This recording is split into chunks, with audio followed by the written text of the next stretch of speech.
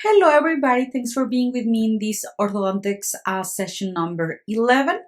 In this session, we're going to be talking a lot about heavy and light forces with molar uprighting. Also, we're going to be talking about tooth movement and periodontal ligament and about types of tooth movement in orthodontics.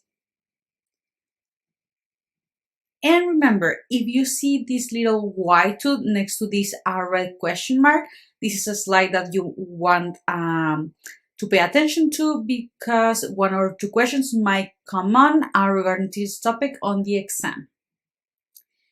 And first, we're going to start talking about heavy and light forces with molar uprighting. Okay, so in our previous lesson, we talked a little bit about molar uprighting, and we're going to continue talking a little bit